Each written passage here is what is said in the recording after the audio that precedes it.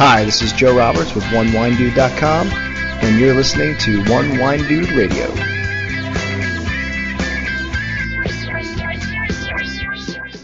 Today I'm talking to James Suckling, formerly of Wine Spectator, now branching out on his own with a new video website called jamessuckling.com. James talks about the impetus behind the site, why he left Wine Spectator, and has some interesting things to say about the wine blogosphere. Let's have a listen. Sure, I'm driving in Los Angeles, so there's loads of traffic, so I have loads of time because I'm not going anywhere. If your temperature starts to rise and you get to the boiling point, just let me know. Don't worry. I thought you were talking about my car. Actually, there's more to worry about in the highways of LA than your car breaking down. Exactly. Well, appreciate you taking a few minutes. Sure. And so you've got the new website launching on Monday, I think, right? Yeah, it's sort of a soft launch because there's still some a few bugs to fix, but it's the videos are running well, and I think the design looks really cool. So obviously there's always a few glitches, on the site, but I think it's ready to show the world what we're sort of up to. Yeah. So tell me a bit about that. So is it you're going exclusively with video now, which is quite a new direction? Well, so what was behind that? It's really about it's 80% video, all high definition. It runs best on iPads and iPhones. The idea is a new video every day, 365 days of the year, sorry. And there's it's everything. There's tastings in vineyards, in wine shops, with collectors. So it's a combination of all those things. But the general idea was, I spent my whole life writing and critiquing wines, and it was always one-dimensional. It was always the written word with scores. And I thought to myself, it's time to actually deliver this information in a new and lively way for today. They would reach people in a more emotional way than just text. So that's why I came with, I got in touch with my good friend, James Orr, the Canadian film director, and he's a big wine collector and a great buddy of mine. And I told him my dream and my idea, and he came on board. So, it's about the product, people, and the place. So can you give us a couple teasers of some of the spots that you're profiling in the early days of the videos there? Sure. Well, even like right now, today, we're going around to some of the key wine shops in Southern California, like High Time Wine Cellars, the Wine Exchange in Orange County. Then we're going down to Silver Lake Wine in Silver Lake. And I go into the shops and I say, well, before the outside, I'll say, I'm here at such and such. I called ahead and I said I wanted to taste their 5 best wines that are $30 or less and that they think are 90 points or more. And I'm going to pay for them and taste with them and see if they're right.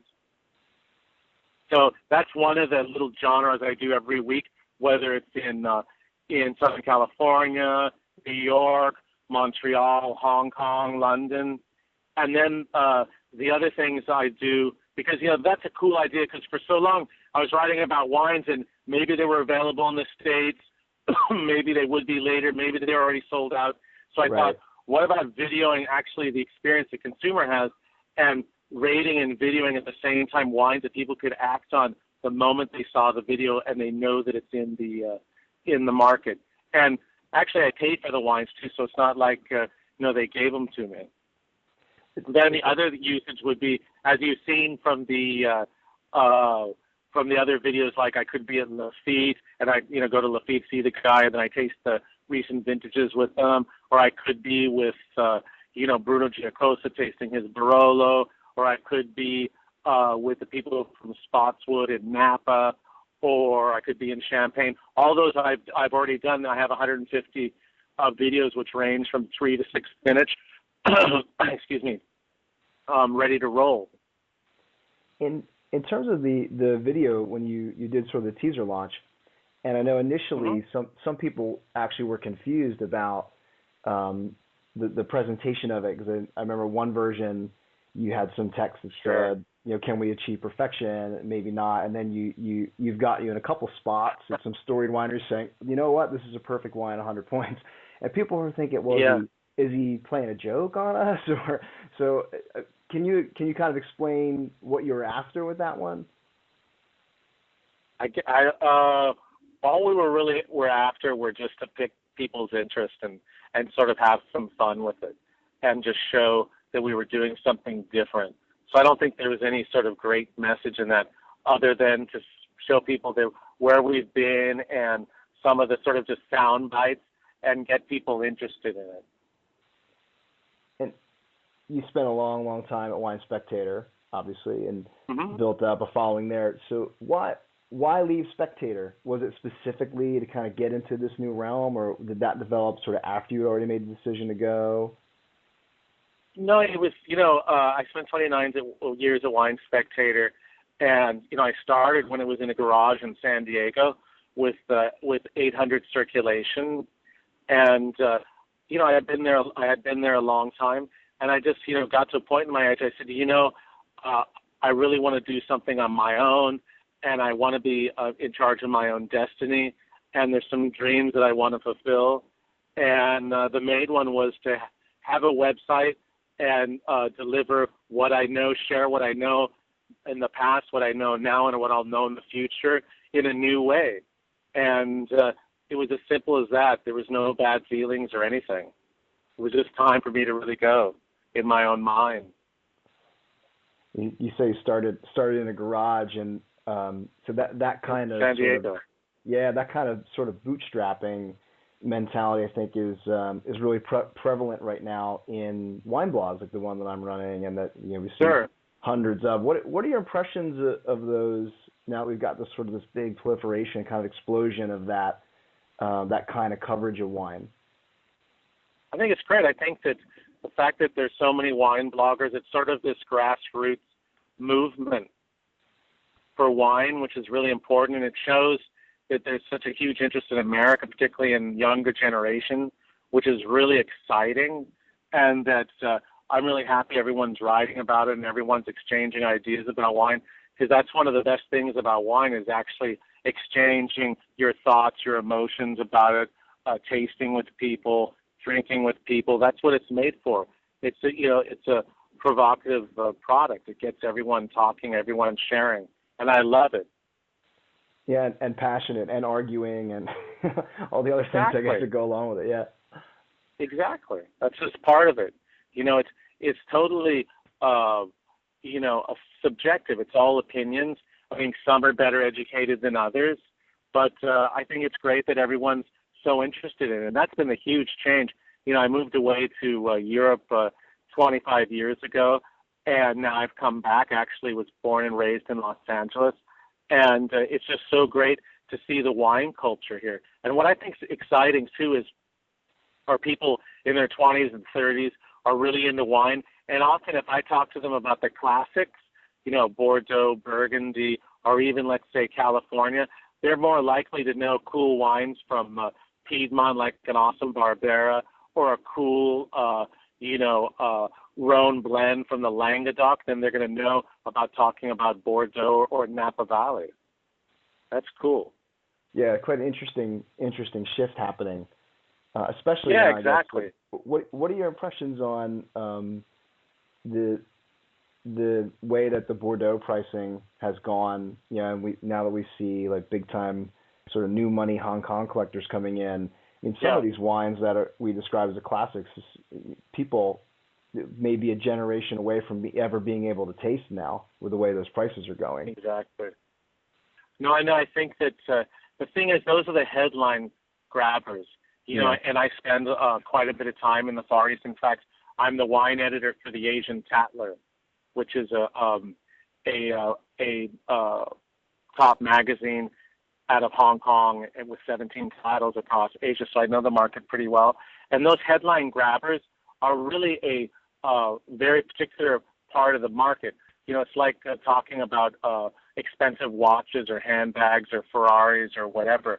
So it's one segment of the market and a very, very tiny, rarefied part of the market. But there's also this level below that are drinking interesting wines, good value wines.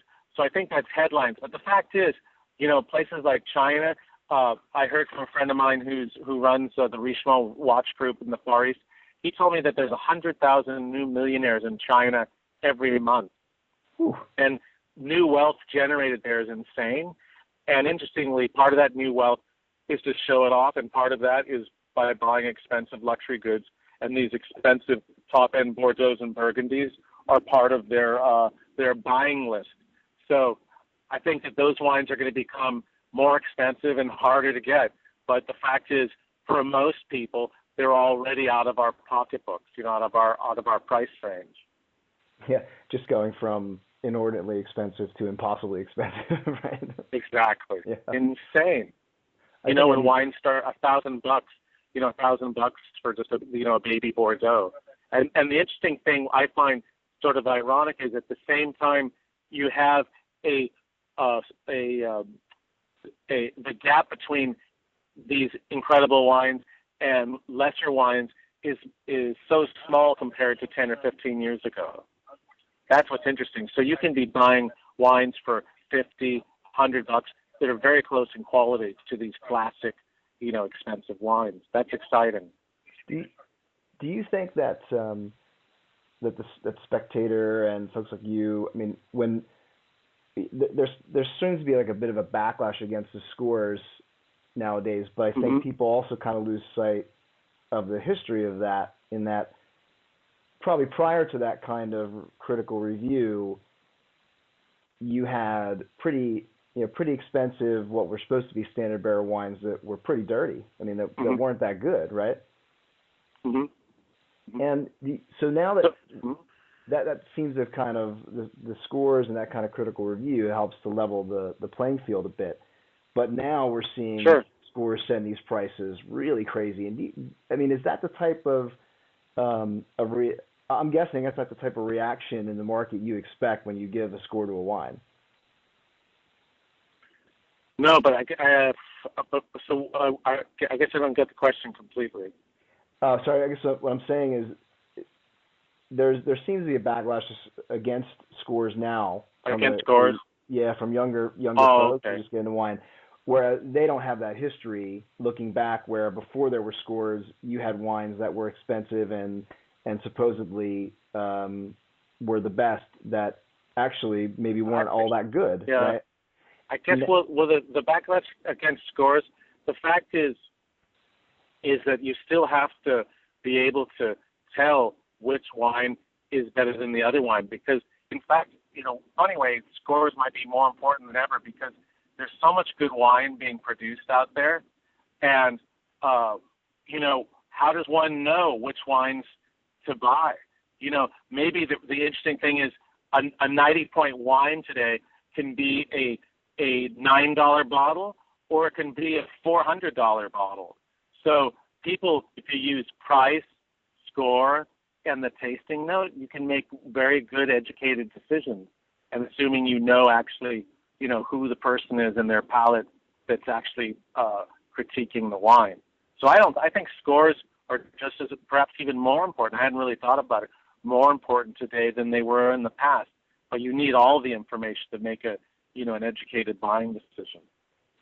Right, including the palate of that person who's given the score, because obviously that's what's important. Yeah. If you get down to the whole blogging thing, I think it's great everyone's talking, but the thing is, it must be hard for people to decide on who to listen to.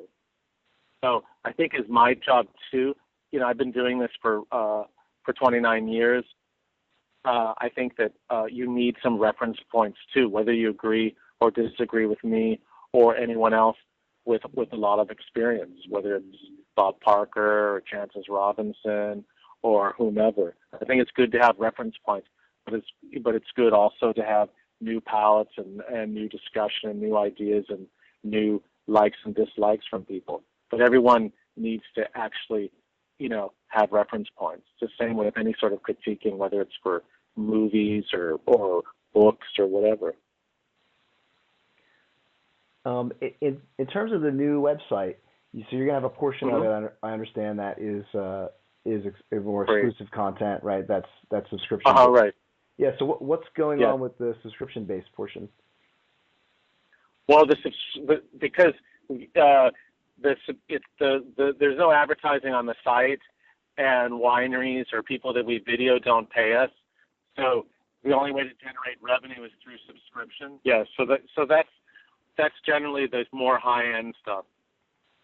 Whether it's Lafleur, Le Pen, Lafite. I did a 1982 wine tasting with Michael Diamond from Beastie Boys, that sort of stuff. So with the higher end piece, it's going to be sort of behind. Mm-hmm. I don't want to call it the firewall, behind the paywall, of the site. So Mm-hmm.